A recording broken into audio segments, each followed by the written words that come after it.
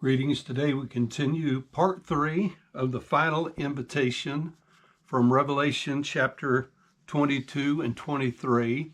And in connection, we're studying the fulfillment of the Davidic covenant. In Acts chapter 3, Peter and John healed the lame man at the beautiful gate of the temple.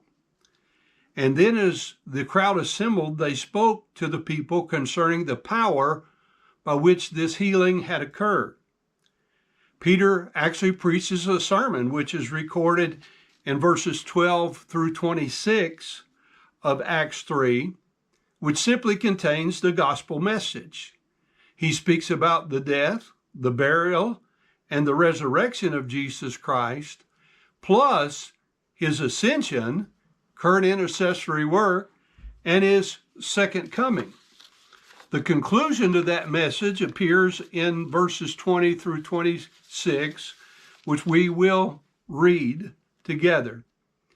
Acts 3:20 says, "And he shall send Jesus Christ, which was before preached unto you, whom the heavens must receive until the time of restitution of all things, which God has spoken by the mouth of all his holy prophets since the world began. For Moses truly said unto the fathers, A prophet shall the Lord your God raise up unto you of your brethren like unto me. Him you shall hear in all things whatsoever he shall say unto you. And it shall come to pass that every soul which will not hear that prophet shall be destroyed from among the people. Yea, and all the prophets from Samuel and those that follow after, as many as have spoken, have likewise foretold of these days. You are the children of the prophets and of the covenant which God made with our fathers, saying unto Abraham, And in thy seed shall all the kindreds of the earth be blessed. Unto you first God, having raised up his Son Jesus, sent him to bless you, and turning away every one of you from his iniquities." Jesus pointed to this as the fulfillment of the Abraham covenant here. That is, Peter and John pointed Jesus as the fulfillment of that. In Acts chapter 7 and verse 37, Stephen reaffirms this promise from Deuteronomy 18:15 through 19 as part of his sermon rehearsing the history of Israel when he says, "This is that Moses which said unto the children of Israel, A prophet shall the Lord your God raise up unto you of your brethren like unto me, him you shall hear." And Jesus himself speaks to the prophecy of Deuteronomy 18, verses 15 through 19, in the book of John chapter 5, verses 45 through 47. When in the preceding verses, he was accused of just speaking of his own and not having any corroborating witnesses. He called several. And then he said, "Do you not think that I will accuse you to the Father? There's one that accuseth you, even Moses, in whom you trust. For had you believed Moses, you would have believed me, for he wrote of me.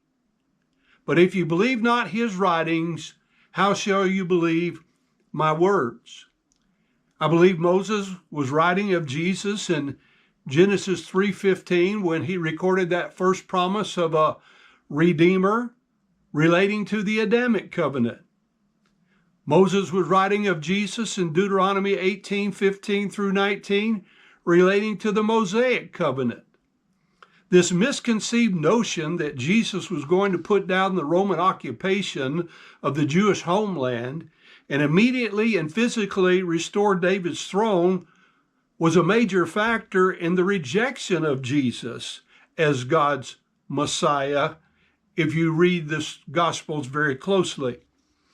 Even Jesus' disciples, who had accompanied with him during the 3 to 3.5 years of his earthly ministry, did not understand this fact. In Acts 1:6, we find these words, "When therefore they were come together, they asked of him, saying, Lord, wilt thou at this time restore again the kingdom to Israel?" Understand, this was after his death, his burial, his resurrection, after he had spent 40 days with them, discussing the things pertaining to the kingdom of God, the immediate fulfillment of the Davidic covenant was still forefront in their minds. Prophecies like Jeremiah 33:17 were misapplied in making the tradition which prevailed in the days of Jesus. For thus saith the Lord, David shall never want a man to sit upon the throne of the house of Israel.